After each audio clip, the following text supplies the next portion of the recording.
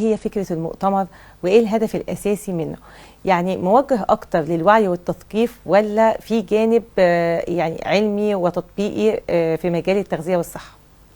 بصي، والله هي الفكرة جات لي أنا ومجموعة من أطباء زمايلي من 3 سنين إن احنا نعمل إيفنت كبير يضم كل من هو مهتم بالتجميل، من أول طبيب جراحة التجميل، طبيب الجلدية، صيدلي المهتم بالكوزماتكس ومواد التجميل، الأخصائيات المساعدين للدكتور، لحد الناس العادية جدا اللي بتحب تهتم بنفسها وجسمها وشكلها وصحتها.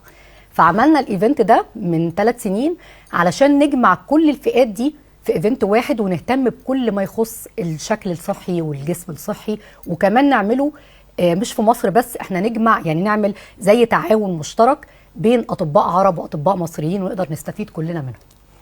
طب حابين نعرف من حضرتك يا دكتورة مين المشاركين في المؤتمر؟ يعني أطباء متخصصين في الجمال والصحة ولا في جمهور برضه هيشارك علشان تعملوا عليه جزء تطبيقي؟ وهل في شركات هتعلن المنتجات بتاعها في مجالات مختلفة؟ طبعا، بصي كل الكاتيجوريز دي موجودة.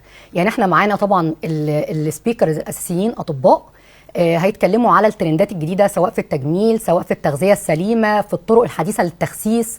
الكلام ده كله هيبقى جزء خاص بالمحاضرات. ده شقين، يعني المؤتمر شقين، شق خاص بالأطباء والمحاضرات العلمية اللي خاصة بالأطباء والصيادلة وجراحة التجميل والجلدية والتخسيس والتغذية، وجزء تاني بقى للبابليك، يعني الناس العامة اللي هي عايزة تدخل تعرف ايه الجديد، تعرف تهتم بنفسها ازاي، ايه السايد افكت ممكن تحصل من حاجة مثلا خاصة بالتخسيس، تعرف منتجات الشركات الجديدة المحلية، اقدر اشتري ايه بخصومات في يوم زي